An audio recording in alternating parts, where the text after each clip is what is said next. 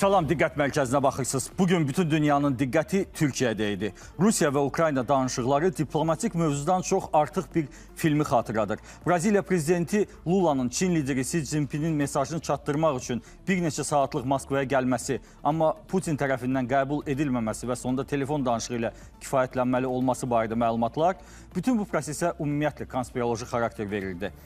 Deməli, nə baş verir? Avropa dövlətləri və Ukrayna bəyan edirlər ki, Rusiya və Ukrayna arasında uzun müddətli atəşkəs olunmalıdır. Daha sonra bunu ABŞ da dəstəkləyir. Əks halda yeni sanksiyalarla hədələyirlər. Deyəsən, eyni mövqedən Çin də çıxış edir. Putin uzun müddətli atəşkəsi Ukraynaya nəfəs dərmək imkanı kimi dəyərləndirir. Amma hamının gözü qarşısında atəşkəsi qəbul etməyən tərəf kimi görünmək də istəmir. Çünki ABŞ və Çinin buna münasibətinin bir mənalı olacağı məlum deyil. Ona görə də Putin deyir ki, birbaşa danışıqları razıyam. Mayın 15-də Kiyev və Moskva arasında danışıq olsun və bu İstanbulda baş tutsun.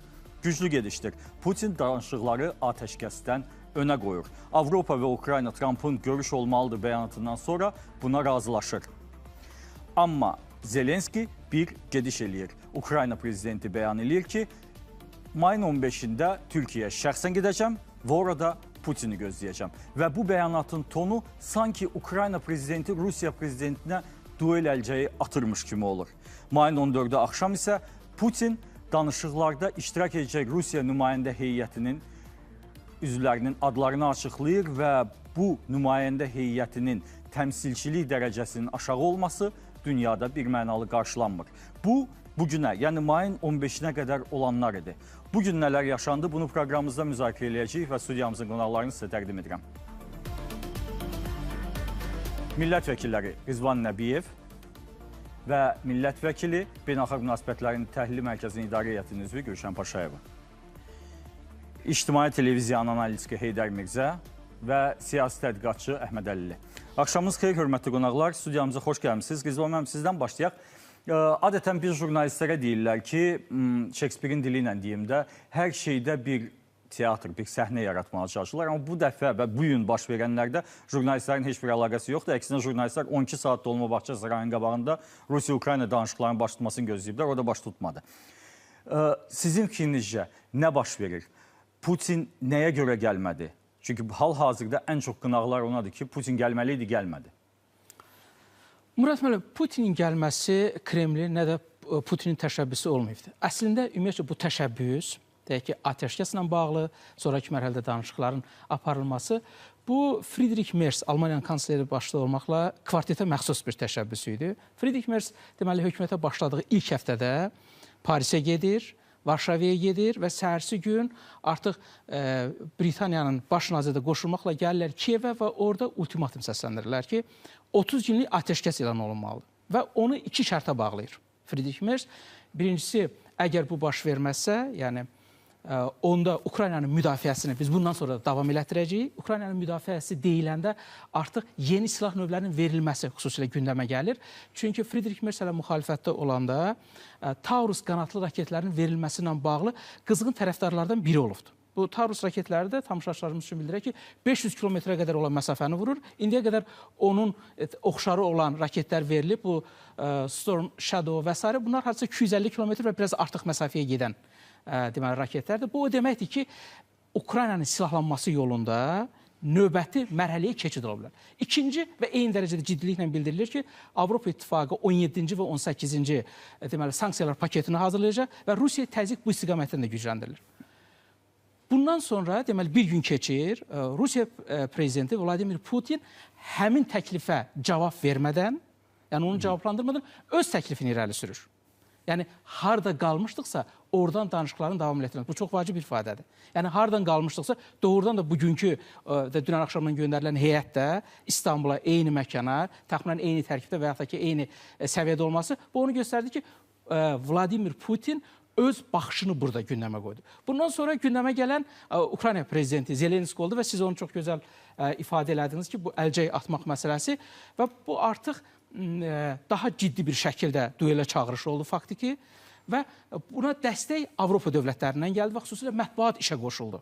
ki, yəni Putin gəlir, danışıqlar, amma əslində belə bir təklif dediyim kimi Kremldən səslənməmişdi. Sonra Trampın yaxın şərq səfəri ərəfəsində məsələ biraz da deməli başqa bir istiqamət alır. Ehtimal olunur ki, artıq böyük güclər İstanbulda bir araya Trump gəliblər. dedi ki, bəlkə mən də getdim. Və o ifadəni deməyə artıq Putinin gəlməsi ilə bağlı o marağı, həvəsi biraz da artırır. Amma bugünkü gün deməli bir daha göstərdi ki, məsələyə, yəni o tərəflərin müzakirə edəcəyi məsələyə iki diametral baxış dəyişmədən qalır. Bu nədən ibarətdir?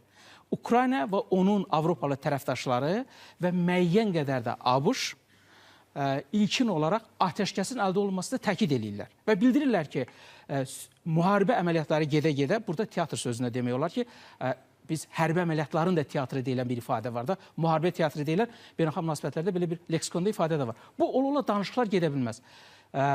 Kreml isə 2022-ci ildə olduğu təkliflərində qalaraq tam əksini iddia edir. Bildirir ki, Kurskdakı o acı nəticədən və yaxud da ki, Zaxarovun sözlərinə deyildiyi kimi Rusiya aldadılıb. Burada hətta Sovet dövründə olan məsələlərə də eyham vurulur və yaxud da ki, Yeltsin dövründə olan məsələlərə. Ona görə bugün təklif dəyişmədən qalır ki, biz şərtləri razılaşdırmalıyıq ki, sonradan atəşkəsə gedir. Çünki Rusiya hazırki şəraitdə özünü üstün hesab eləyir. Hərbi əməliyyatlar teatrında belə deyək. Və eyni zamanda diplomatik danışıqlar aparmaq üçün də elə də səy göstərmir. Amma bununla belə bütün dünyanın qınağından çıxmaq üçün öz heyətini göndərdi.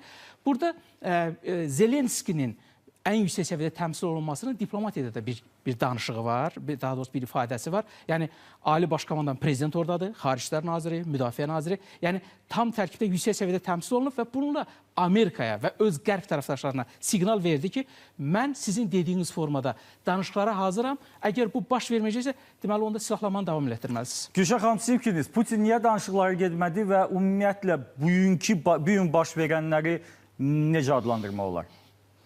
Mənə elə gəlir ki, bəzən biz bəzi faktları nəsə ola bilsin media, ola bilsin müxtəlif ekspertlər. Ancaq reallıqda biz əgər fikirləşsək, elə məsələn 22-ci ilin yazında olan danışıqları, İstanbulda olan həmin danışıqlarda orada nə Putin, nə də Zelenski iştirak eləmirdilər. O danışıqları müvafiq olaraq hər iki ölkənin nümayəndə heyətləri oturub o məsələləri müzakirə edirlər və sonunda da 18 maddədən ibarət həmin o hamının New York Times'ın çap etdirdiyi həmin o sənəd gündəmə gəldi. Ona görə belə baxanda nə Putin, nə Zelenskinin oraya getməsinin bəlkə də heç bir mənası da yoxdur. Çünki hələ ki heç bir şey yoxdur və o atəşkəsi də əvvəl bir hazırlamaq lazımdır ki, hansı atəşkəs, hansı sənəd olmalıdır ki, ondan sonra da dövlət başçıları onu ilə razılaşsınlar. Ona görə bu baxımdan mən elə əvvəldən hesab edirdim ki, elə bir o yüksək səviyyədə hansısa hər iki ölkənin prezidentinin iştirakı ilə belə bir görüş bir qədər qeyri-real görsənir. Heydər müəllim, indi artıq bəyan olunur ki, uzun zaman gözlədilər. Ukrayna tərəfi bildirirdi ki, Rusiyanın təyin etdiyi nümayəndə heyəti, yəni ki, Rusiya prezidentinin köməkçisi Medinskinin rəhbərlik etdiyi nümayəndə heyəti düzgün səviyyəli, lazımi səviyyəli nümayəndə heyəti deyil və onunla danışıqlar aparmaq mümkün deyil. Amma deyəsən son nəticədə Rəcəb Tayyip Ərdoğan'la danışıqlardan sonra Ukrayna Müdafiə Naziri Umerovun rəhbərliyi ilə yeni nümayəndə heyəti müəyyənləşdirdi və deyəsən danışıqlar sabah baş tutsa. Nəsə gözləmək olarmı bundan? Məndə də ilk növbədə Murad bəy, Gülşən xanımla razıyam ki, burada əgər biz sadəcə atəşkəsdən danışırıqsa, onda dövlət başçılarının orada fiziki olaraq olmasına heç də ehtiyac yoxdur. Bu, yəni şifahi göstəriş nümayəndə heyətlərin səlahiyyətləndirilməsi vasitəsilə o razılıq əldə oluna bilər. O ki, qaldı daha geniş razılıqlara, onlar üçün artıq deyildiyi kimi nə hazırlıq sənədləri, nə bir, yəni öncədən hazırlıq. Biz gördük ki, bu danışıqlar çox belə hazırlıq biraz indi siyasi ab-havaya görə çox ekstern xarakterdə getdi, çox təcili getdi bu hazırlıq. Mən düşünürəm ki, bir gözlənti maksimum şəxsən, indiki hələ ki bu danışıqlar başlamayıblar ki, ümumi psixoloji ab-hava və s. maksimum əldə oluna biləcək razılıq məncə atəşkəs razılığı ola bilər. O da Rusiya razılaşacaqmı bununla? Olsa, onun özü də böyük sual altındadır. Çünki hal-hazırda biz görürük, baxın, Medinski nümayəndə heyətinin başçısıdır. İstanbul danışıqlarında da, asılar ki, hələ müharibənin ilk dövründə aparılırdı. Orada da mən səhv etmirəmsə Medinskidir və Medinski bir bəyanat verdi. Çox maraqlı, 2 hissədən ibarət bəyanat idi. Dedi ki, biz bu danışıqlarda, hazırki danışıqlarda məqsədimiz hərbi əməliyyatları dayandırmaq və müharibəyə səbəb olan bu səbəbləri aradan qaldırmaq. Bəyanatın əsas hissəsi odur. Çünki səbəbləri aradan qaldırmaq bu nəyə istinaddır? Yenə də gedir o denazifikasiya, demilitarizasiya və s. və s. Yəni, müharibənin əvvəlində irəli sürülən şərtlər. Bunlar hal-hazırda bunların ətrafında razılıq əldə oluna bilərmi? Təbii ki, ola bilməz. Ukrayna buna razı olmaz. Nə də ki, müttəfiqlər. Mən düşünürəm ki, Ukrayna tərəfinin, cənab Erdoğanın, cənab Trumpın, yəni hal-hazırda bu tərəflərin məqsədi və bu da Zelenskinin davranışından çox irəli gəlir və Zelenskinin Erdoğanla görüşü və bəyanatlarından Trumpa və Amerikaya eyni zamanda göstərmək ki, Ukrayna bu danışıqların baş tutmaması üçün heç nə etmədi. Əksinə, hər şey etdi ki, bu danışıqlar baş tutsun. Və Zelenskinin bu danışıqlardan əvvəl verdiyi bəyanatlar necə ki, beynəlxalq auditoriya o cümlədən də Trumpa və Trumpın tərəfdarlarına dair. Əhməd bəy, Heydər mənim fikrin davamı olaraq bu hal-hazırda geniş yayılmış bir fikirdir. Həm Ukrayna, həm Rusiya bir diplomatik oyun oynayırlar. İkisi də göstərir ki, mən danışıqlara hazıram, sülhə də hazıram, nə istəyirsinizsə hazıram, qarşı tərəf razı deyil. Sanki hər ikisi buna hesablanıb ki, Vaşinqtonda Donald Trump kimə daha çox təzyiq göstərəcək. Yəni, təbii ki, kim sülhə razı olmayan tərəf kimi görünürsə, o da təzyiqlə üzləşəcək.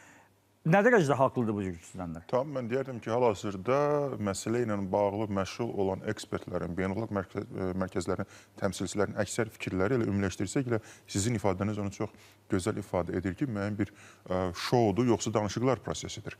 Biz sizin efirinizdə də dəfələr demişik ki, hal-hazırda Rusiya-Ukrayna müharibəsində ən böyük resurs prezident Donald Trump'ın simpatiyasıdır. Kim onun simpatiyasını özünə tərəf çəkə biləcək. O simpatiya uğrunda bu dəqiqə dava gedir, müəyyən bir mübarizə gedir və bu mübarizədə hiss olunur ki, Rusiya tərəfi də müəyyən adımlar atmağa çalışır ki, o simpatiyanı qazansın. Ukrayna tərəfi də ardıcıl olaraq çalışır ki, məsələlərlə bu və digər formada göstərsin ki, o demək Donald Trump'ın istədiyini verməyən tərəf o deyil, Rusiyadır və yaxud Rusiya tərəfi göstərmək istəyir ki, bu Ukrayna tərəfidir sülh prosesində pasiv iştiraka meyilli olan və beləliklə də əgər tamam ki, Rusiya tərəfi 3 günlük atəşkəs təklif edirsə, Ukrayna tərəfi bununla razılaşmır, əvəzində 30 günlük təklif edir və bir müddətdən sonra isə Rusiya prezidenti daha da irəli gedərək birbaşa danışıqlar prosesinin artıq bərpa olunmasını təklif edir. Belə olan halda isə artıq prezident Zelenski Ukrayna tərəfi o stavkanı biraz da qaldırır və şəxsi görüşlər təklif edir.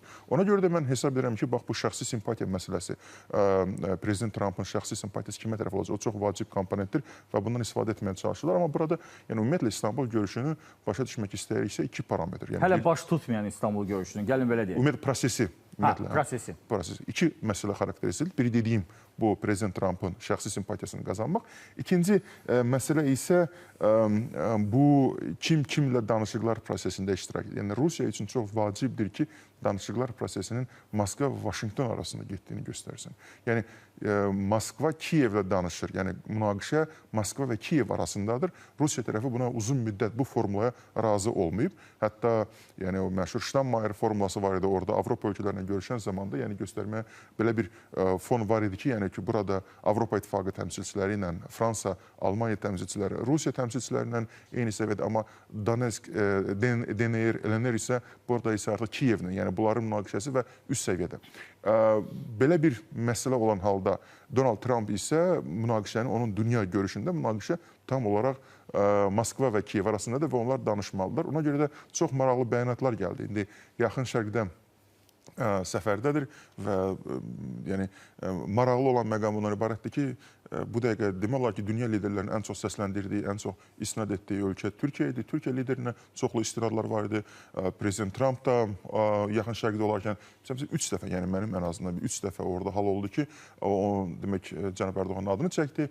Rusiya tərəfi də Türkiyənin adını irəli çəkməklə, görüş yeri kimi İstanbula göstərməklə mən hesab edirəm. Bu da Türkiyə diplomatiyası üçün kifayət qədər uğurlu bir göstəricidir ki, bir müddətdən sonra yenidən hamı qayıt aldı ki, yəni bu proseslər üçün ən uğurlu məkan danışıqlar məkanı məkanı məhz buradır. Amma burada başqa bir, yeni bir element meydana çıxır ki, indi bax o özünü müəyyən edir.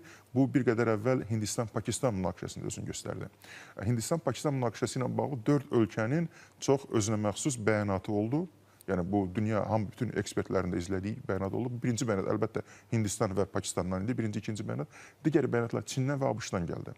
Xüsusən də ABŞ prezidenti elan etdi ki, münaqişədə onların iştirakı olub və onlar çox ciddi töhfə veriblər bu proseslərə. Amma düzdür, sonradan elə həm Hindistan, həm Pakistan tərəflərin bu iki tərəfli proses olması önə gətirilsə də, hiss olunurdu ki, burada artıq Vaşinqton və Pekin arasında müəyyən bir, demək, ən azından o kontaktların intensivliyini müşahidə etmək olar. Və eyni zamanda da Rusiya prezidenti 15 may görüşünü təklif verməmişdən əvvəl bu 9 may paradı olan gün idi və çox xarakterik olaraq həmin gündə elə Çin rəhbəri ilə görüşmüşdü və deyilinə görə 7 saat müzakirə olunmuşdu. Yəni burada artıq hiss olunur ki, bütün o münaqişələrlə bağlı Pekin və Vaşinqtonun bəlkə də o konflikt, ortaq bir baxışı var. Ortaq bir baxışı var, konfliktləri çalışırlar. Bu isə yenə deyirəm, artıq o kim kimlə danışır. Yəni böyük ehtimal əgər Pekin və Vaşinqton bir-birinə danışırlarsa, hər ikisi maraqlılar ki, elə burada artıq Moskva-Kiyev danışığı olsun. Yəni bax belə bir təbəqələşmə artıq meydana çıxır ki, görək Rusiya diplomatiyası bundan nə cür istifadə edəcək gələcəkdə, amma ona görə də elə əvvəl elan olunan kimi Lavrov və Uşakov orada iştirak etmədilər. Bir qədər aşağı səviyyədə təmsilçiliklə orada iştirak etdilər ki, yəni Rusiya diplomatiyasının hal-hazırda hiss olunur ki, buna müəyyən bir təpkisi var məsələn. Rıza müəllim, və Əhməd bəyəm qeyd elədiyi kimi Donald Trump yaxın şərq ölkələrində turnesi çərçivəsində mütəmadi olaraq bəyanatlar verirdi Rusiya-Ukrayna danışıqlarına bağlı və son bəyanatlarından biri də belə oldu ki, biz Putinlə görüşməyənə qədər heç nə həll olunmayacaq. Necə hesab edirsiniz? Bax, yaranmış bu vəziyyətdə, hətta Trump bəyan edib ki, Rusiyadan gələn nümayəndə heyətində bu tərkibdə olması normaldır. Buna oxşar bir bəyanat da var. Yaranmış bu vəziyyətdə Trumpın simpatiyası kimin tərəfindədir? Rusiya, bəyanat bir daha göstərir ki, Rusiya-Ukrayna müharibəsi və onunla əlaqəli danışıqlar çoxdanın bu iki dövlət arasındakı münasibətlər müstəvisindən çıxıb. Yəni, təkcə burada söhbət atəşkəsdən, sülhün əldə olunmasından getmir.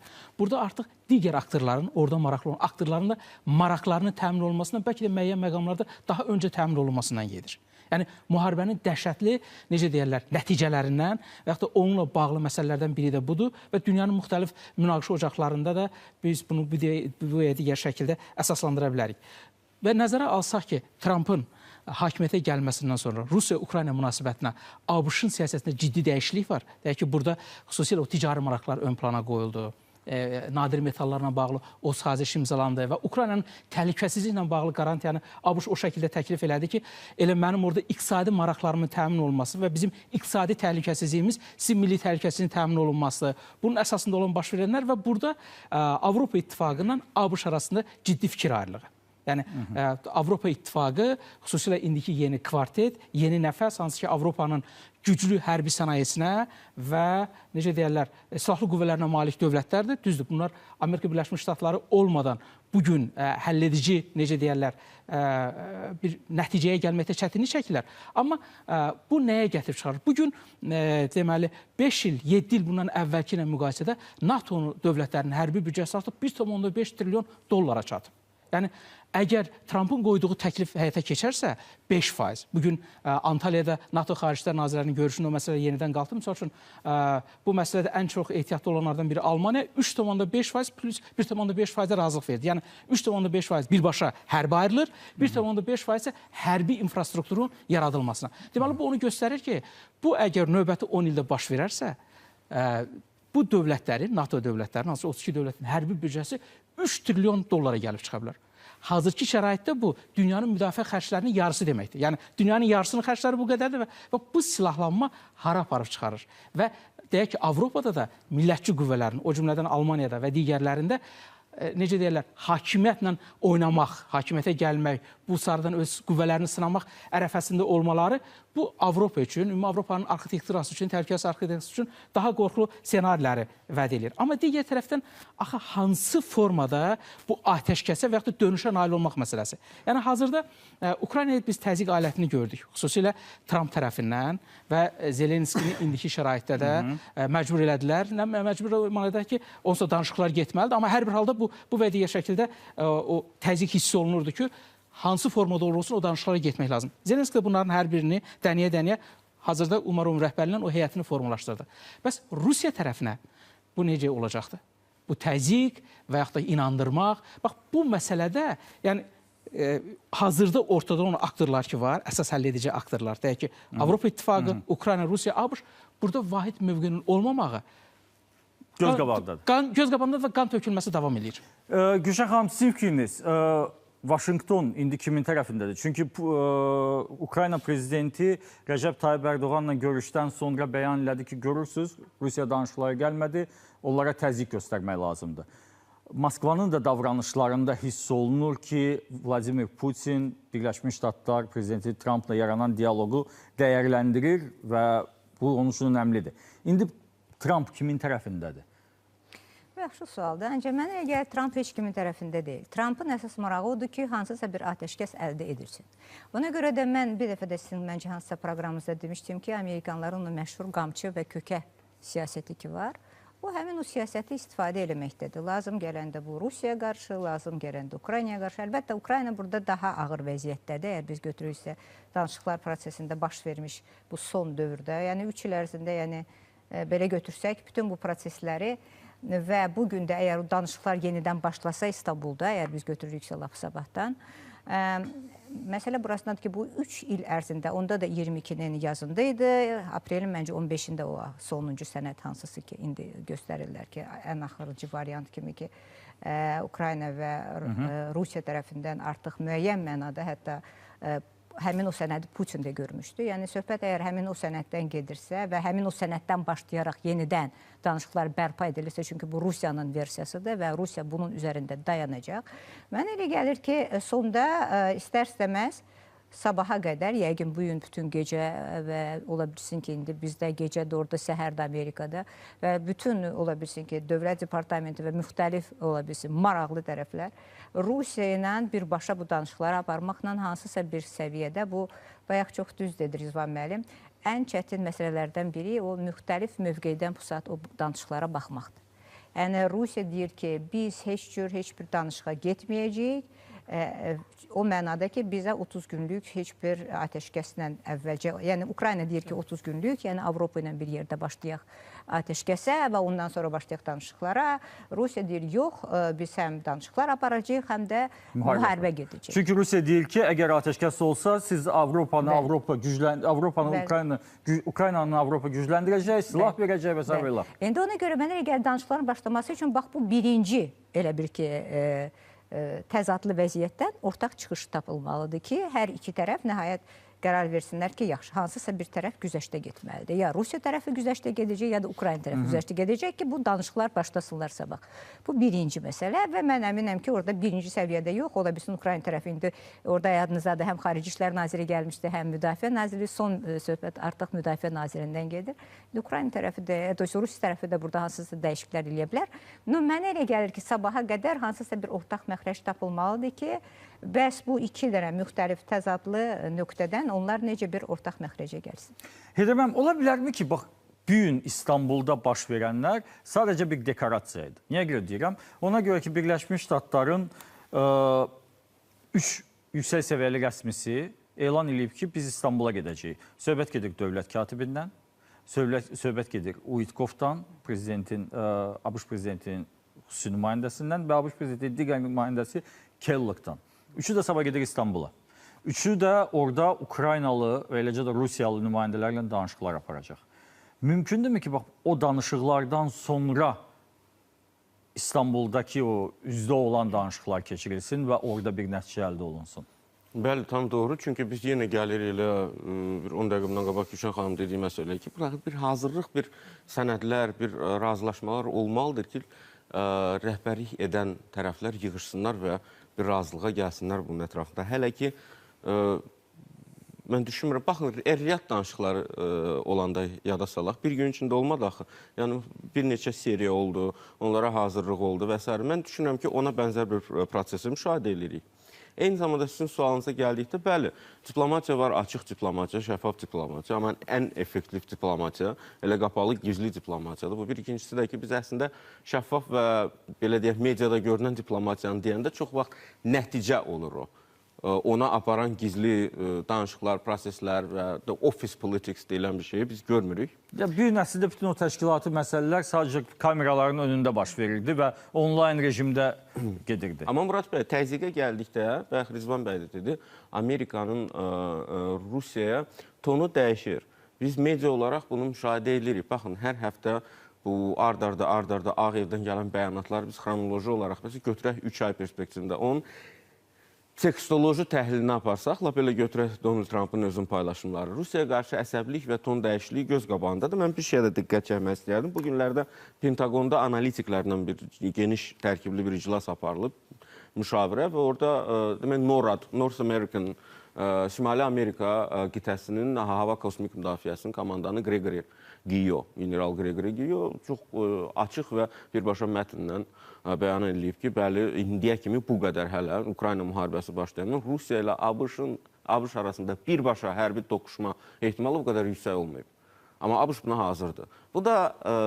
Bu bəyanat da təbii ki, Kremldə bunu gördülər, eşitdilər. Danışıqlar ərəfəsində bunda verilməsi elə belə deyildi. Təbii ki, Ağ Evdən gəlməməli idi. Hansısa həssas kifayət qədər yüksək rütbəli generaldan gəlməsini təsadüf hesab etmək. Əhməd bəy, bu gün baş verənlərin, yəni bu danışıqlar ətrafında baş verənlərin, az əvvəl siz də qeyd edildiyiniz kimi, belə deyək də, bir nömrəli ünvanlandığı şəxs var idi, bu Donald Trump idi.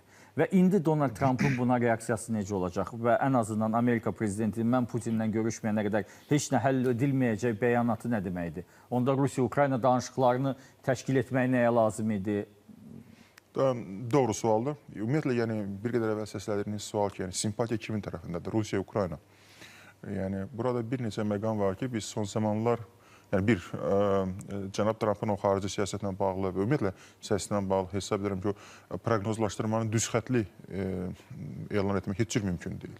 O mütləq, belə deyim də, kifayət qədər sürətlə istiqaməti, o xarici siyasət vektorunu dəyişən və hər hansısa bir diskomfort, bu sürətlə dəyişdiyi üçün də hər hansısa bir diskomfort hiss etməyən bir siyasətçidir. Amma biz son zamanlar müəyyən bir prosesləri görürük ki, ABŞ prezidentinin dilində çox tez-tez Mark Rubio və Mark Rubio'nun effektli xarici siyasət aparması, Mark Rubio'nun demək, atdığı addımlara qarşı bir simpatiya mesajları güclənib. Əgər biz götürsək ki, yəni Witkoff daha çox elə Rusiyada tərcih olunurdu, Mark Rubio isə bu Avropa liderlərinin və elə Ukraynada tərcih etdiyi şəxs idi. Biz görürük ki, müəyyən qədər artıq bu belə bir indikator kimi götürsək, bunu xüsusi vurğulamaq lazımdır. Başqa bir indikator, mən hesab edirəm ki, elə deyildi burada hal-hazırda, dedi. Yəni, Rusiya istiqamətində artan tənqid mesajlarıdır. Yəni, əvvəlki dövrlərdə belə bir şey görünməmişdi. Bu isə son zamanlar isə bu istiqamətdə kifayət qədər çoxlu tənqidlər, xüsusən də Donald Trump'ın öz dilindən çıxan tənqidləri var. Və əlbəttə ki, Ukrayna və Rusiya demək nadir minerallarla bağlı imzalanan sənəd özü. Bu onu göstərir ki, müəyyən qədər artıq o Kiyevlə Vaşinqton arasında müəyyən bir artıq diplomatik əlaqə var. Ən azından səbəb vardır ki, imzalanmış müqaviləni nə cür icra edək. Bu arada müəyyən bir pozitiv fon yaratsın. Sırf İstanbulda olan danışıqlar barəsində isə mən hesab edirəm ki, İstanbulda hal-hazırda çox belə bir maraqlı, bəlkə də Rusiya diplomatiyasının müəyyən bir taktiki olaraq bu məqamı nəzərə almamışlar, amma 15 mayda məhz orada NATO Xaricilər Nazirlərinin də çox ciddi görüşü idi və ora belə alındı ki, ora NATO ölkələrinin hamısının təmsilçiləri gəlib, İstanbulda yox, Türkiyədə, Antalyada. Və ora hamısı gəlib və hal-hazırda ABŞ tərəfdən Mark Rubio da oradadır, Kellogg da oradadır, Witkoff da oradadır. Bəli, Antalyada. Hal-hazırda orada toplaşıblar və belə bir toplantının olduğu müddətdə sanki hamı elə Rusiyanın da müəyyən bir o səviyyəli təmsilçiliyinin, yəni ən azından Sergey Lavrov, Uşakov, yəni o səviyyədə bir təmsilçilik gəlməsini gözləyirdilər və mümkündür ki, o səviyyədə təmsilçilik olmadığı üçün də Donald Trump'ın səsləndirdiyi fikirləri elə bu kontekstdə başa düşmək düzgün olardı ki, belə bir təmsilçilik var, ABŞ tərəfindən belə bir diqqət var məsələyə, Ukrayna tərəfdən, Ukrayna prezidenti gəlməyə söz verib. Rusiya tərəfdən isə Rusiya tərəfi özü təşəbbüs irəli sürüb ki, 15 mayda belə bir toplantı keçirilsin, amma toplantıya Medinski gəlir. bəli, və gözlənti çox aşağı. Yəni bir qədər əvvəl izah etdiyim kimi də Rusiya heç cür bunu Rusiya və Kiyev arasında olan danışıqlar kimi göstərmək istəmir. Rusiyanın məqsədi bunu Moskva və Vaşinqton arasında olan bir prosesin tərkibi hissəsi kimi, yəni NATO'nun geri çəkilməsini istəyən Gəlmişkən artıq təklif də var ki, əgər Rusiya-Ukrayna müharibəsində irəliləyiş əldə olunarsa, Rusiya-NATO şurasının fəaliyyəti bərpa oluna bilər. Bu şuranın fəaliyyəti məhz Ukrayna məsələsi, Krım məsələsinə görə dayandırılmışdı. İndi cənab Trampın səsləndirdiyi fikirlər mən hansı üzr başa düşmək olar.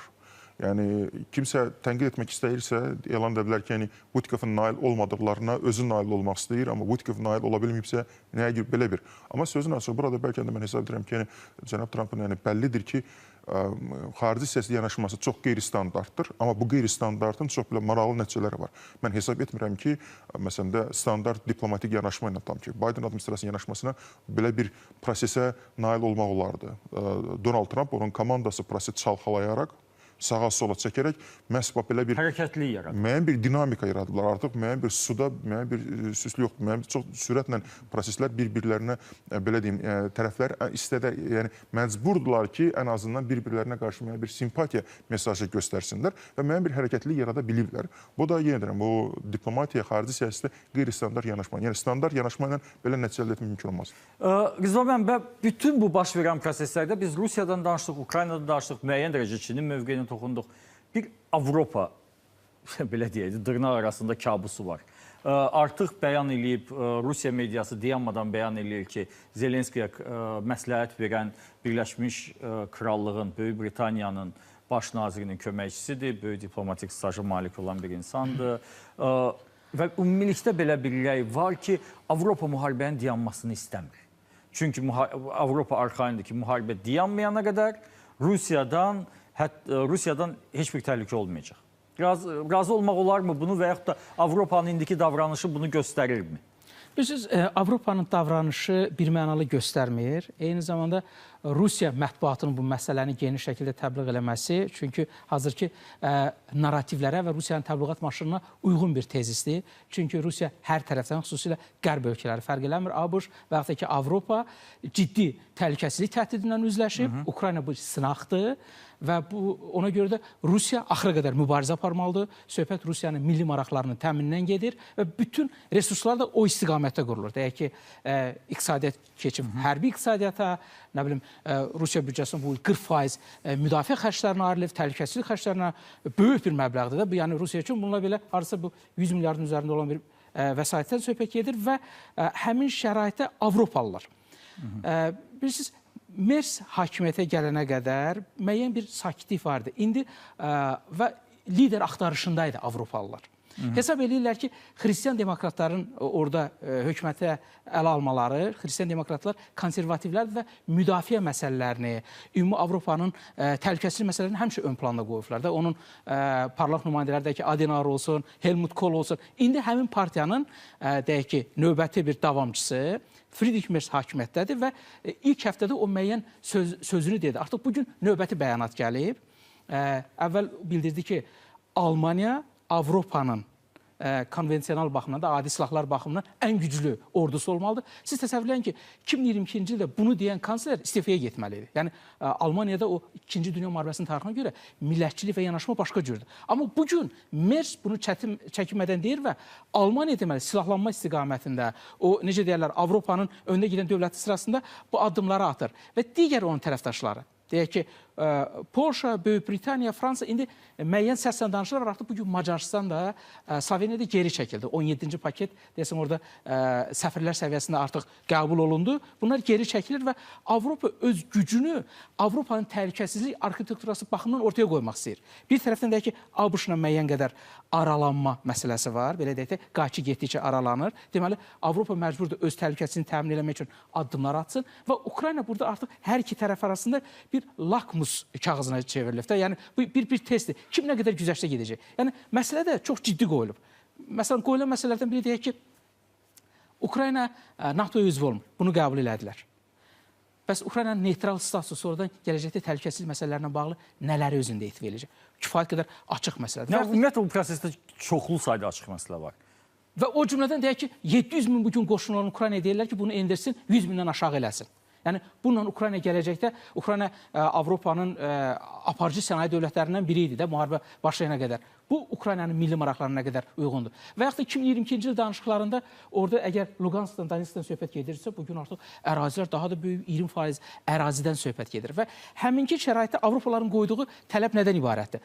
Ukraynanın ərazi bütövlüyü, suverenliyi məsələsi, burada indi Krım üzərində böyük sual var, böyük ehtimalla bunu Avropalılar da etiraf eləməsələr qəbul edirlər, amma digər ərazilər məsələsində Avropalılar geri çəkilmək istəmir. Burada onların öz milli maraqlarından irəli gələn məsələ var. Dediyim kimi, Avropanın təhlükəsizlik arxitekturası məsələsi gündəmdədir ki, onun formalaşması istiqamətində Avropalıların əlində puldan başqa bugün elə bir ciddi vasitə yoxdur. Yəni, bunlar əgər 2030-cu ilə qədər Rusiyanın onlara hücum eləmək senarisini gündəmə gətirirlərsə, yəni bütün hazırlıqlar ona doğru gedir, bunu Bundeswehr'in generalları da deyirlər, digər Avropa mətbuatında da bu səslənir.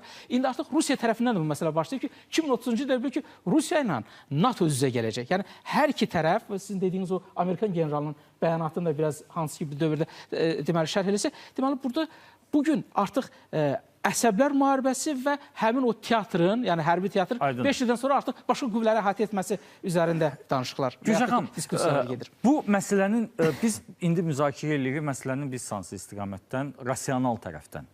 Biz danışırıq o vəziyyətdən ki, bütün tərəflər sülhə doğru addım atır. Amma sizdə elə təsəvvür yaranmır ki, nə Rusiya, nə Ukrayna sülh istiqamətində addımlamağa hazır deyirlər. Sülh istiqamətində addımlamaq üçün tərəflərin heç bir özünü məğlub hesab eləmir, bir mənalı olaraq. Rusiya sanki deyir ki, qoy biraz da uzadım, yayda hücuma keçərəm, hələ baxaq görək kimin tərəfində olacaq. Ukraynanın adamı yoxdur, Trump ona təzyiq göstərəcək. Ukrayna düşünür ki, gəl sülh prosesini bir imitasiyasını eləyirəm, Putini görüşə çağırıram, Putin gəlmir, mən bundan PR üçün istifadə eləyirəm. Rusiya qarşı sanksiyaları artıracaqlar, Avropa bizə kömək eləyəcək.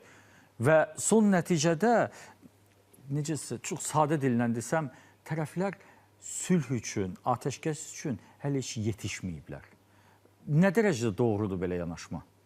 Yox, bu cür baxış var əlbəttə. Çünki orada yenə də deyirəm də, istənilən müharibəni dayandırmaq olduqca çətin bir, necə deyim, fəaliyyətdir. Yəni, müharibə gedir və hal-hazırda hər iki lider götürsək də, burada onlar belə bir siyasi iradə nümayiş etdirməlidirlər ki, ən azı hər iki tərəf, həm elə bir bugünə olan uduzan, həm də bugünə udan tərəf ki, öz cəmiyyətləri tərəfindən bu konkret qərarı o cəmiyyətlər dəstəkləsinlər. Cəmiyyət dəstəkləməsə, bunlar itirə bilərlər öz hakimiyyətlərini. Bu çox vacib məsələdir. O siyasi qərar qəbul etmək və cəmiyyətin bu qərarı qəbul etməsi məsələsi. Ona görə də mənə elə gəlir ki, burada mən hesab edirəm ki, Rusiya tərəfi nə üçün məhz İstanbula özü təklif elədi? Məsələn, Trump'ın ideyası ya Avropaların ideyasını yox, məhz İstanbulun yenidən gündəmə gəlməsini və o danışıqların bərpa edilməsini. Çünki onlar həmişə deyirdilər ki, bunlar artıq hansısa bir qərar qəbul edə bilərdilər o dövrdə, ancaq onu Johnson qoymadı, onlar o qəbul edir. Və ona görə onların cəmiyyəti də bunu başa düşəcək ki, hə, Putin düz eləyir, davam eləyir danışıqları və sonunda da əldə edəcək o legitimliyi, güc vasitəsilə legitimliyi əldə edəcək və məsələ qutaracaq. Bu, Rusiyanın baxışıdır. Ukrayna tərəfi bir qədər başqa cür bu məsələyə baxır. Ukrayna tərəfinin vəziyyəti daha ağırdır. Çünki Ukrayna tərəfi uduzan tərəfdir bugün və bu mənada itirilmiş 20%-ə qədər ərazini, əgər Minsk üzr istəyirəm, İstanbul danışıqları 22-ci ildə gedəndə onlar bu qədər ərazi itirməmişdilər. Onlar əgər Johnson'un sözünə qulaq asmayıb onu imzalasaydılar, vəziyyət başqa cür ola bilərdi və 3 il müharibə getməzdi. İndi 3 il müharibə gedib həm insan tələfatı baş verib, həm ərazilər itirilib və bu olduqca ağır bir yükdür. Bu yükü atəşkəs əldə etməklə imzalamaq da o qədər asan iş deyil və bunu cəmiyyətə də başa salmaq asan iş deyil. Ona görə mənə elə gəlir ki, bugünkü reallıqda ən çətin vəziyyətdə məhz Ukrayna lideridir. Heydər müəllim, siz fikriniz, yəni tərəflər kompromisli sülhə və yaxud da ki, sülh istiqamətində addımlamağa hazırdırlarmı? Mən müxtəlif versiyalar görürəm. Ukrayna mediası, Ukrayna ekspertləri yazır ki, Putinə sülh sərf eləmir. Ona görə ki, onun dövləti hərbi reysdədir və sülh olarsa gərək dövləti hərbi reysdən çıxartsın. Bu Rusiya boyda dövləti hərbi reysdən çıxartmaq çox çətin olacaq. Rus ekspertlər deyirlər ki, sülh olsa və yaxud da atəşkəs olsa, onda gərək Ukraynada prezident seçkiləri keçirilsin və prezident seçkilərinin keçirilməsi Zelenskiyə sərf eləmir. Ona görə ki, Zelenski udacaq. Bax, belə qarşılıqlı argumentlərlə dolu bir mübahisə gedir və doğrudan da sual yaranır. Hazırdırlarmı bunlar? Sanki həm Kiyevdə, həm Moskvada ola bilərmi ki, belə bir fikir olsun da beyinlərdə ki, hərbi yolla bunun məsələlərini çözməyin və yaxud təzyiqlər yolu ilə çözməyin hələ resursumuz var. Bəli, razıyam. Bu fikir hər iki tərəfdə var. Baxmayaraq ki, hər iki cəmiyyətin müharibədən yorğunluğu kifayət qədər hiss olunur. Hətta belə deyim, hər iki tərəfin ekspert cəmiyyətinin də hətta müharibədən yorğunluğu hiss olunur, göz önündədir, efirlərdən göz önündədir. Amma birincisi götürək elə operativ strateji vəziyyəti. Biz hər iki tərəfin iradəsini, bəyanatlarını qoysaq kənara, yəni elə müharibənin gedişindən də düzdür, indi bir tərəfin ümumiyyətlə irəliləyişi yoxdur, o bir tərəfin irəliləyişi, belə deyək, 100 metrlər də hesablanır. Amma yenə də buna baxmayaraq, elə bir təəssürat yoxdur ki, müharibə tükənib, yox, elə bir hiss yoxdur. Hər iki tərəfin imkanları var və bir şey deyim sizə, bu bəlkə də pis proqnozdur, lakin İstanbul danışıqları baş tutmasa, mən bunu bu studiyada demişdim bir neçə həftə bundan qabaq, gücümüz yaya doğru gedir. Biz hər iki tərəfin yayda, cəbhədə vəziyyəti kəskin surətdə öz xeyrinə dəyişməsinin şahidi ola bilərik. Və hətta dərhal bu danışıqlardan sonra, çünki burada mövsümi məsələlər var da, bilirsiniz, may ayının sonuna tərəf getdikcə orada da vəziyyət daha da münasib olacaq hücum əməliyyatları üçün. O ki, qaldı qarşı tərəfin bir-birinə demək ki, biz məsəl üçün kompromislərə razıyıq, o bir tərəf kompromislərə razı deyil. Hesab edirəm ki, bu informasiya müharibəsinin tərkibi hissəsidir. Və bir şey də var ki, məsəl üçün, indi Rusiya ekspertləri deyir ki, seçkidən sonra Zelenski getməli olacaq, Ukraynalılar deyir ki, müharibə bitsə Putin getməli olacaq. Hər bir tərəf, qarşı tərəfin siyasi sisteminə qiymət verdikdə öz siyasi sisteminin dəyərlərinə yanaşır. Bəli, yəni mən bu qədər dedim, yəqin ki, tamaşaçılarımız anlayar. Sizin fikriniz, Əhməd müəllim, belə deyək, Rusiya və Ukrayna indi daha çox nəyə yaxındılar? Müharibəyə, yoxsa sülhə? Hər ikisi üçün, çünki bu müharibə yoxsa sülh variantı hər ikisi üçün kompromis deməkdir. Nədəsə güzəştə getmək deməkdir. Beynəlxalq idarəetmə və beynəlxalq münasibətlərdə olan o balans baxımına baxdıqda bu münaqişə öz funksiyasını artıq icra edib. Bəlkə də il yarım əvvəl artıq icra etmişdi. Beynəlxalq münasibətlər sistemində güc balansı nədən ibarətdir? Artıq hamıya bəllidir. Yəni bundan sonra bir il yarımda, 2 ildə davam etsə, o güc balansının artıq belə deyim də hansısa bir formada dəyişməsi görünmür. Müəyyən bir artıq bir qədər əvvəl sizin efir dediyim kimi Vaşinqton və Pekin xətti, vektor artıq meydana çıxıbdır. Bütün o əsas məsələlərdə onlar öz aralarında danışırlar. Bu var. Yenə də artıq o yeni dünya düzəninin bəlkə də ilk əlamətlərindən biridir. Əgər 2022-ci ilin fevralında biz dünya nizamında eyni anda həm unipolar, həm bipolar, həm də multipolar elementlərini görürük, yəni həm bir qütüblü, çox qütüblü və iki qütüblü dünya elementlərini, o dünya nizamına aid olan elementləri görürdüksə, hal-hazırda biz görürük ki, bipolar dünya nizamına aid olan elementlər üstünlük təşkil edir və bir qədər əvvəl dedim ki, Vaşinqton və Pekin arasında. Ona görə də bu münaqişə bu baxımdan öz funksiyasını icra edib. Sizin efir demişim, bu cür münaqişələr olur. Vaxtaşırı Suez krizisi deyilən kriz var idi. Həmin dövrdə 2-ci Dünya müharibəsindən sonra beynəlxalq münasibətlər sistemində kimdir çox gözəl müəyyən edilir. Bu münaqişə də müəyyən edilib. Avropa İttifaqına gəldikdə isə burada artıq yəni Rizman bölüm çox məsələn orada Almaniya ilə bağlı daxildə gedən proseslər, xüsusən də Almaniyanın yeni kanslerinin dünənləri, 2 gün əvvəl daha doğrusu Bundestagda çıxışı, uzun müddət oradan o çıxışı oxuduqda hər şey bəllidir. Yəni artıq Avropa İttifaqı və Avropa İttifaqının əsas üzv ölkələri çox uzun müddət mübarizə aparırdılar ki, o Avropa İttifaqı geosiyasi reyslərdən bir qədər kənarda qalsın. Müəyyən o proseslərin onlar üçün olan təsiri minimallaşsın. Amma əgər Almaniyada öz mövqeyini Fransaya yaxınlaşdırırsa və hal-hazırda Fransanın və Avropanın suverenliyi barəsində Fransanın və Almaniyanın mövqeləri kifayət qədər üstə düşürsə və güclü ordu qurmaq barəsində artıq Almaniya... Britaniyanı gətirirlər Avropa İttifaqına hərbi məsələlərlə bağlıdır. Belə bir danışırsa, bu o deməkdir ki, artıq bu münaqişə Avropa İttifaqının, Avropanın təhlükəsizlik arxitekturası üçündə öz nə funksiyası var idisə onu icra etmişdi. Gülşən xanım burada daxili məsələlərə toxundu və mən hesab edirəm ki, bəlkə də doğrudan da o məsələnin üzərində biz daha çox durmalıyıq ki, daxili məhdudiyyətlər nədən ibarətdir? Hər iki ölkənin doğrudan da çox ciddi daxili məhdudiyyəti var. Mən hesab edirəm ki, hətta yəni sizin efirinizdə keçən dəfə müzakirə etdik məsələn ki, yəni mən hesab edirəm ki, Rusiya hərbi siyasi rəhbərliyi də o yanvarda başlayan görüşlərdən sonra o qədər əhval ruhiyyə yüksək səviyyədə idi ki, Rusiya telekanallarında da artıq Rusiya-ABŞ yaxınlığı barəsində kifayət qədər geniş belə bir müzakirələr var idi və hətta həmin dövrdə qısa müddətli olaraq çox simvolik bir hadisə oldu ki, ABŞ-ın Rusiyadakı, Moskvadakı səfirliyin önündən müəyyən bir müharibəyə aid olan simvolikalar var, dekorativ orada müəyyən bir avadanlıqlar var idi. Onları yığışdırdılar. Amma daxili təzyiq elə bir reaksiya gəldi ki, daxildən bir müddətdən sonra lampaları dəyişmək lazımdır, ona görə götürmüşdük. Bax, belə bu adından bir müddətdən sonra gətirib qoydular. Yəni, bu onu göstərir ki, Rusiyanın daxili autoritetində müəyyən bir aşırı gözlənti yaradılıb və o gözlənti NATO-nun 97-ci il sərhədinə qayıtmaq, Ukraynanın tam olaraq Rusiyanın nəzarətinə keçməsi və s. belə bir gözləntilər var. İndi isə İstanbulda sülh masası üzərində olan məsələ o daxili gözləntilərə heç cür uyğun gəlmir.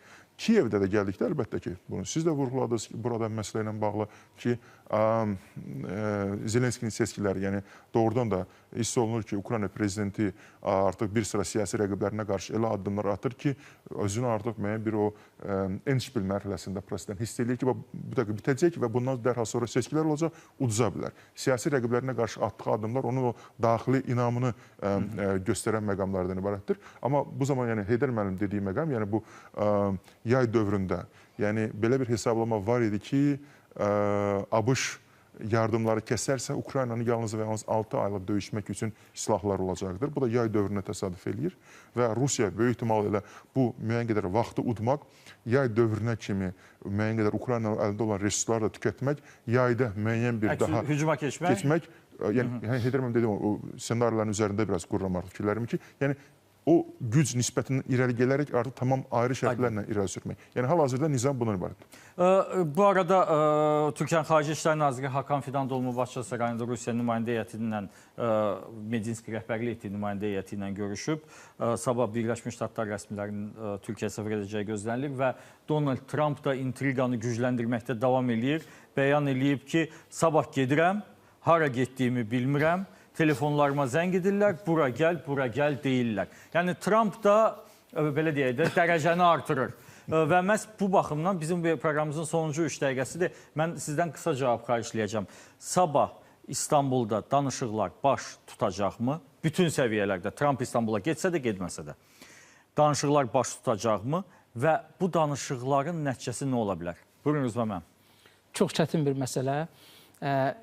Danışıqlar baş tutacaq, amma nəticə məsələsi ki, hansı nəticə ilə tərəflər ayrılacaq? Bax, bu böyük sual doğurur və baş tutmasa, bundan sonra daha, necə deyərlər, dəhşətli senari, həm hərbi əməliyyatlarla bağlı, həm də ki, bundan sonra o tərəflər arasında etimadın qırılmasına bağlı daha böyük olacaq. Gülşən xanım, sizin fikriniz? Mənim fikrimcə tuta bilər, baş tuta bilər. Nəticə nə olacaq?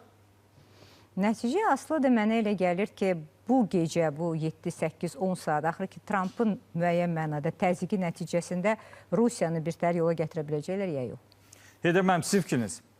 Mən hesab edirəm ki, sabah danışıqlar başlana bilər və çox güman ki, başlanacaq. Amma gözlənilməz hadisələrin şahidi olacaq. Gözlənilməz hadisə nəyi nəzərdə tutursunuz? Bilsəydim, onu gözlənilməz adlandırmaq. Yəni, siz istənilən sürprizə hazırsınız. Bəli. Əhməd müəllim, sizin fikriniz? Bəli, prosesdə kifayət qədər çoxlu bağlı qapılar arasında olan informasiyalar var. Ona görə də bizim bu informasiya çıxışımız yoxdur. Dəqiq informasiya vermək imkanımız yoxdur. Amma müəyyən bir dinamika ortadadır. pozitiv dinamikadır. Bu pozitiv dinamika ardı gəlməzsə, onun həm Rusiya üçün, həm də Ukrayna üçün fəsadları ola bilər. Ona görə hesab edirəm ki, hər iki tərəf ən azından PR mübarizəsində qalib olmağa çalışacaqlar.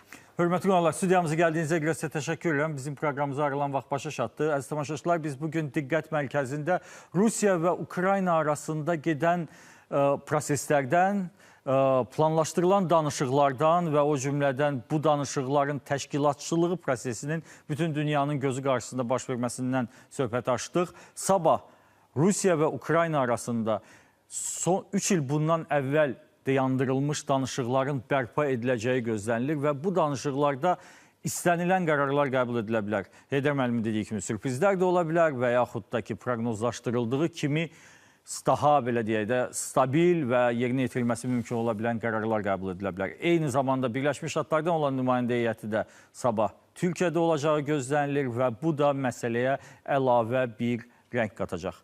Siz diqqət mərkəzinə baxırdınız. Bizdən sonra isə Avroviziya yarışmasının ikinci yarım finalını izləyə bilərsiniz. Bizə baxdığınıza görə təşəkkür edirəm. Gecəniz xeyir qalsın.